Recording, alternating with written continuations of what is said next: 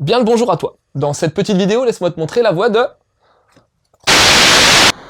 Ce n'est pas une défaillance de votre écran. N'essayez donc pas de régler l'image. Nous maîtrisons à présent toute retransmission. Nous avons besoin de vous, de toi. En d'autres termes, on recrute. On a besoin de nouveaux bénévoles pour rejoindre la team Mangado et écrire des chroniques. Aucune raison de flipper, t'es accompagné, coaché, encadré. Et si ça te fait kiffer, tu peux même venir tourner. Ça t'intéresse? Tu veux en savoir plus? Écris à Loud sur l'adresse qui s'affiche. Bon, je te laisse reprendre ta vidéo. Les chaventures de Tai et Mamichou. Ça va être fantastique, hein? C'est pas vrai? Allez, c'est parti! Non, franchement les gars, je peux pas. J'ai l'air ridicule avec ça, puis ces phrases à la con.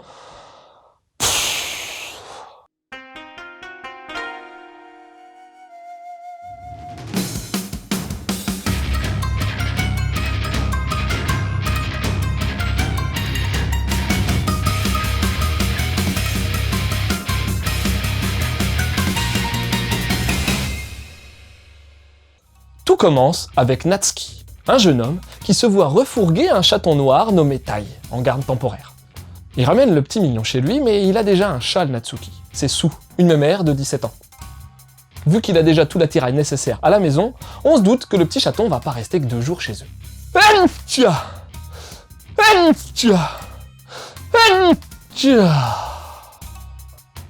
Alors, la cohabitation s'installe avec des bons et des moins bons côtés pour la mamie Su. Elle profite moins de ses siestes tranquilles car, avec un turbulent congénère, elle doit participer un minimum aux séances de jeu et également lui inculquer certaines règles de vie. Repas, parties de balle, toilettes et découvertes vont ponctuer la vie quotidienne des 2 félins. Et après tout, Mamie Su a pas l'air trop gênée par la présence de ce nouvel occupant. Non, elle est pas gênée. Elle aime bien les petits jeunes, elle.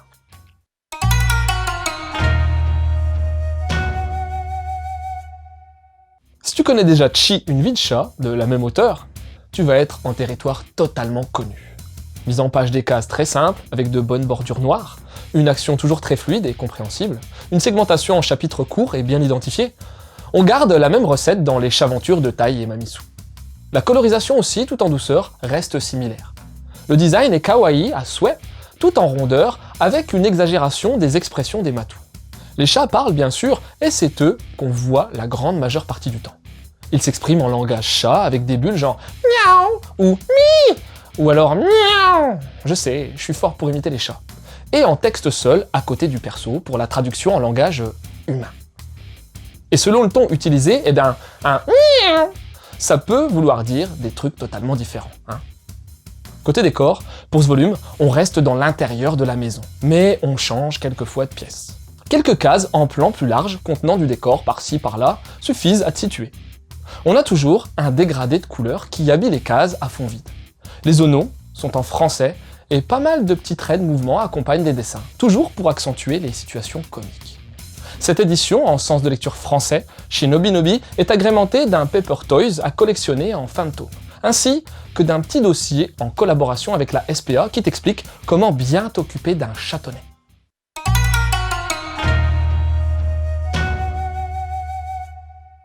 Kanata Konami, c'est son prénom, c'est pas la boîte de jeux vidéo, est l'auteur du gros succès félin Chi Sweet Home, Chi, une vie de chat.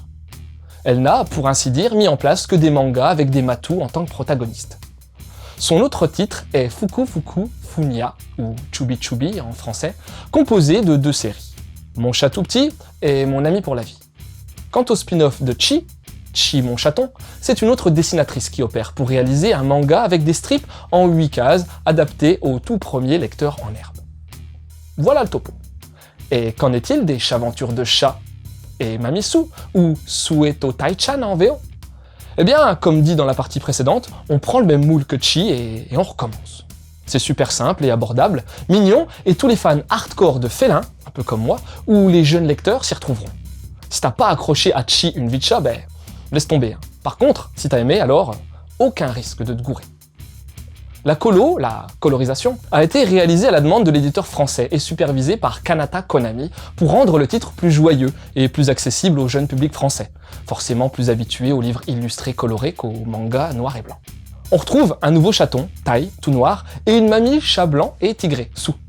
Si on regarde bien, ils font un peu le duo en inversé Chi et Noiro de son autre série, où Chi le chaton a les mêmes couleurs que la Mamisu, et Noiro, le vieux matou, il est noir, comme Tai. Coïncidence ou bien acte prémédité? Faudrait peut-être un détective pour le savoir. Ou alors on s'en fout. En tout cas, l'auteur avait le souhait de mettre en scène un chat âgé, mais bon. Un chaton, ça permet quand même plus de folie et de rebondissement, alors fallait bien en coller un dans l'histoire, pas vrai? Bref, un manga absolument pas prise de tête et qui assure sa fonction première, divertir. Et après tout, c'est bien le principal, non? Et si en plus il y a des chatons, moi je dis banco. En relation avec ce manga, je t'orienterai vers une série d'albums illustrés pour les jeunes enfants qui est vraiment bien fichue, Bam et Kero, où tu suis les aventures d'un chien, Bam, et d'une grenouille, Kero, qui vivent ensemble. Les persos sont attachants et chaque page fourmille de détails. À lire et relire avec ton marmot. Pour les un peu moins jeunes lecteurs, t'as Kuro a un cœur de chat, où un chaton noir et sa sœur sont recueillis chez un monsieur et devront se familiariser avec leur nouvelle vie. Attention, c'est mignonnet comme ça, mais il y a aussi quelques passages moins gais, parce que les chats qui vivent dans la rue, ils font pas croupiller et jouer à la baballe.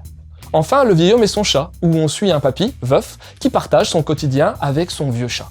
Un manga tranquille, pépère, tout en douceur, où les persos principaux sont que des petits vieux. Voilà, c'était Lou, j'espère que cette chronique t'aura donné envie de lire les chaventures de Tai et Mamisu.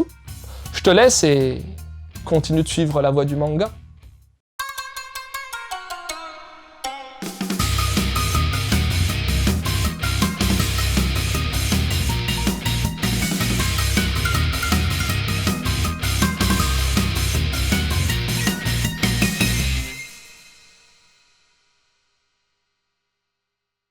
T'es sûr que j'ai pas l'air trop teubé, habillé comme ça? Non?